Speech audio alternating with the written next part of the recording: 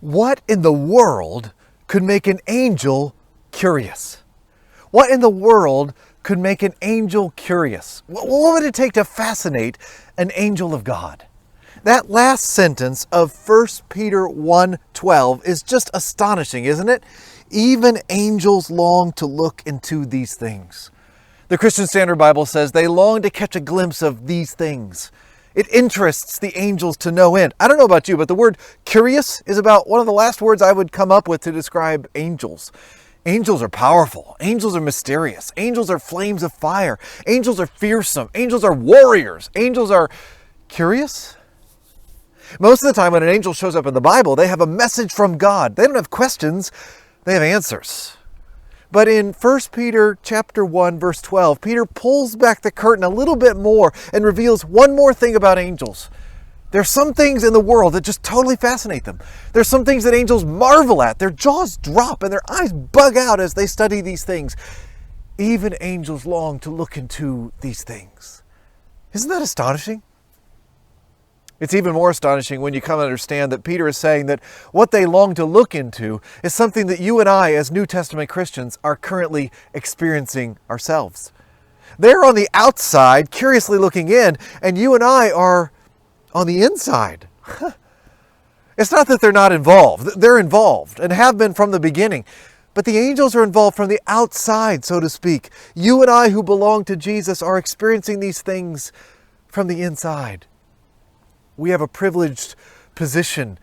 Even angels long to look into these things.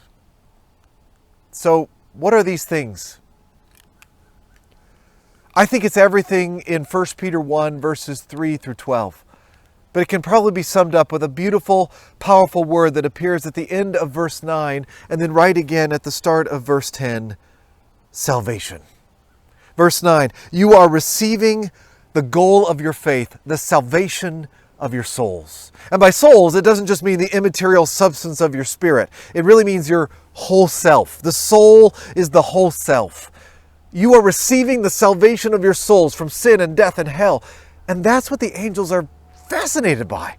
They're just captivated and delighted and enthralled and totally interested to study out how God is saving you and me. Have you ever thought about that? Now, don't get me wrong. They are not impressed by you and me. Gabriel is not like, hey, Michael, you got to see this Matt Mitchell guy. He's really impressive. No, it's actually the opposite. Hey, guys, have you seen what the triune God is doing with that sinner? Did you see what kind of grace the Lord has on display? Did you see how the Master is bringing about the salvation of his soul? It's astonishing. Even angels long to look into human salvation. There's very little hint of angelic salvation in the Bible. Jesus did not die for the fallen angels, though his death will renew them in their world. But he did die and rise again to give living hope to humans who would put their faith in him. And that intrigues the angels to no end. Verses 10 through 12 tell us that it wasn't just the angels who were intrigued. The Old Testament prophets were also curious. Look at verse 10. Concerning this salvation, the salvation of your souls, the prophets searched intently and with the greatest care, trying to find out the time and circumstances to which the Spirit of Christ in them was pointing when he predicted the sufferings of Christ and the glories that would follow. Now, there are a lot of words there, but the main point is pretty clear. The Old Testament prophets like Isaiah, Jeremiah, Ezekiel, Micah, Daniel, those guys were prophesying to Israel, but also of things still to come. And they were really curious to understand what they were writing, how it was all going to come about. I mean, think about being Isaiah, writing Isaiah 53. You know that the Holy Spirit is stirring your heart to write, he was despised and rejected by men, a man of sorrows and familiar with suffering. Like one from whom men hide their faces, he was despised, and we esteemed him not. Surely he took up our infirmities and carried our sorrows, yet we considered him stricken by God. Isaiah's writing this, smitten by him and afflicted. But he was pierced for our transgressions. He was crushed for our iniquities. The punishment that brought us peace was upon him, and by his wounds we are healed. And you're Isaiah, and you just wrote that, and you say to God, who is that? Who will that be? And when will that be? The prophets ask that question over and over again in their writings. When, Lord, when? Now, Peter loved his Old Testament, especially the Psalms and Isaiah, and he's going to quote the Old Testament again and again as we read his letter. But he knows that they didn't know when and how all of their prophecies were going to coalesce and be fulfilled. They could see the Spirit was showing them the sufferings of the Messiah and the glories that would follow in shadowy form. They could see the cross and the empty tomb and the kingdom to come, but not who exactly and not when. Verse 12, it was revealed to them that they were not serving themselves, but you. Listen, when they spoke of the things that have been told you by those who preach the gospel to you by the Holy Spirit sent from heaven, even angels long to look into these things. Did you catch all the yous in there? Verse 10, the grace that was to come to you. Verse 12, they were not serving themselves, but you. Verse 12, told you by those who preach the gospel to you. Peter is saying that the elect exiles reading his letter, and by extension you and I today, have an advantage over both the Old Testament prophets and the angels of God. Just think about that. Have you ever wished that you lived in the Old Testament and could see the miracles of God with your own eyes?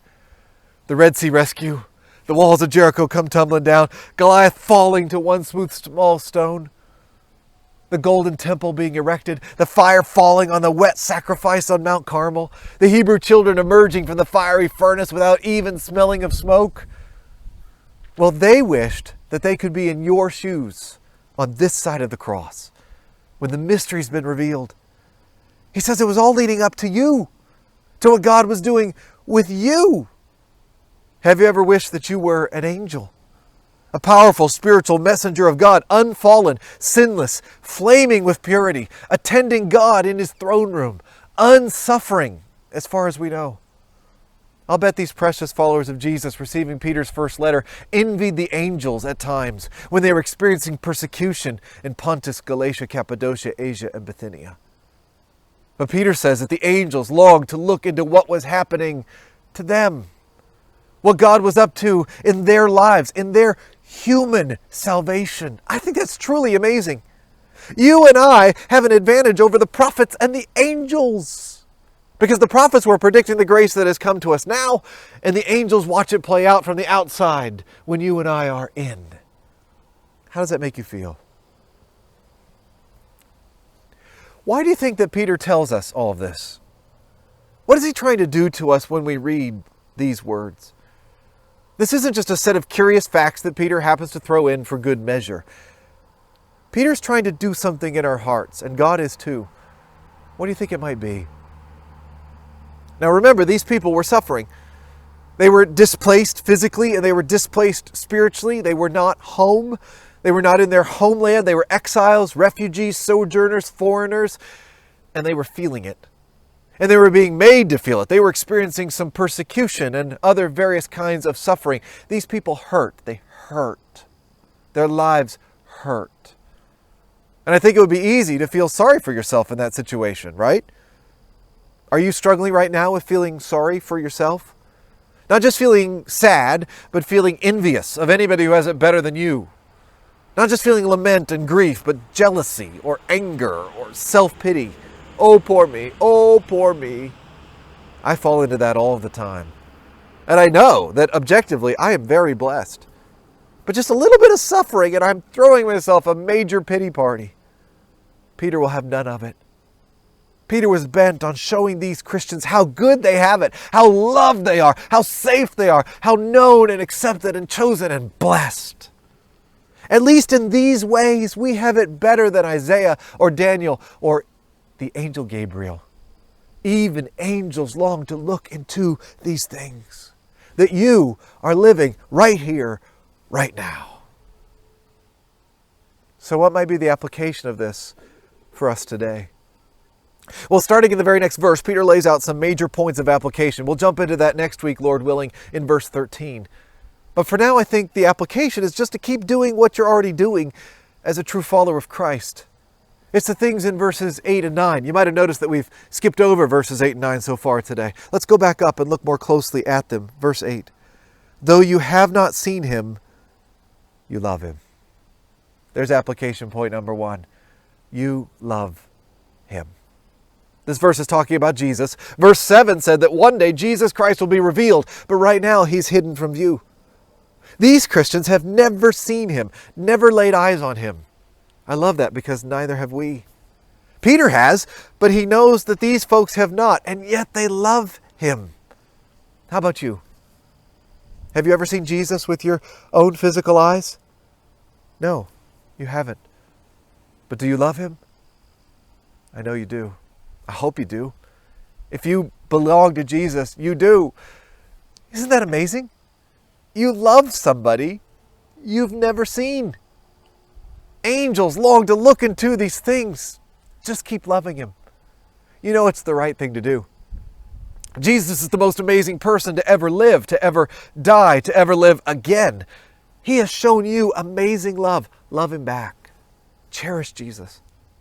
Love him more than anything else in the whole wide world. It's okay to love other things, but love Jesus more than anything. Love Jesus so much that it could be said that you hate everything else in comparison. Even when it hurts, especially when it hurts. Love him.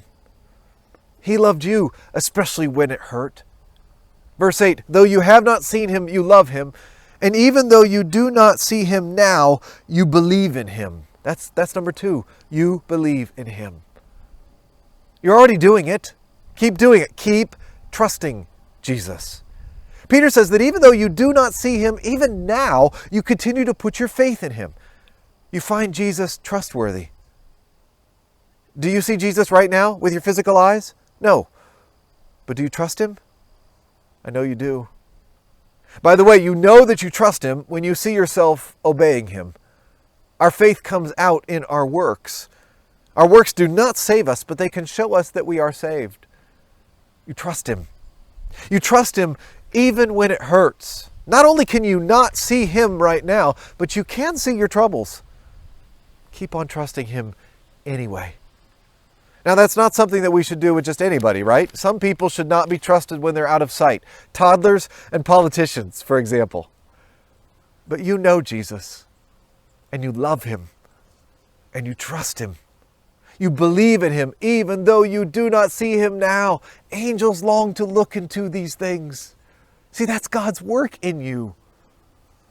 And one more, verse 8 again. Though you have not seen him, you love him. And even though you do not see him now, you believe in him and are filled with an inexpressible and glorious joy. For you are receiving the goal of your faith, the salvation of your souls. Number 3 is you rejoice in him. You rejoice in him. You're already doing it. All true Christians do this. All true Christians do this. Because of what Jesus has done, because of the sufferings of Christ predicted by the Old Testament prophets long ago, we are receiving the end result of our faith. The biggest thing we've been trusting him for, the salvation of our entire beings. We are receiving it. We are receiving it. Notice how certain that is. Everything we saw last week about how perfectly safe our salvation is kept in heaven and how we're being kept safe for our salvation, shielded by God's power. We are by faith receiving that salvation, and no power in the universe can stop it. So we cannot help but rejoice. We're filled with an inexpressible and glorious joy. We have no words for it. It is so good. We are filled with an inexpressible and glorious joy. Of course we are. We rejoice in him. We rejoice in Jesus. Yes, even when it hurts. That's what it takes to make an angel curious. Angels long to look into these things. They say, wow, wow, wow, wow, wow. Would you look at that? How amazing is the work of our triune God. These people love Jesus, even though they've never seen him. These people trust Jesus, even though they do not see him now. These people rejoice in Jesus, even though they're hurting really, really bad. Would you just look at that? How fascinating. Just catch a glimpse of what the Father, the Son, and the Spirit are doing right here, right now in them. May God get the glory.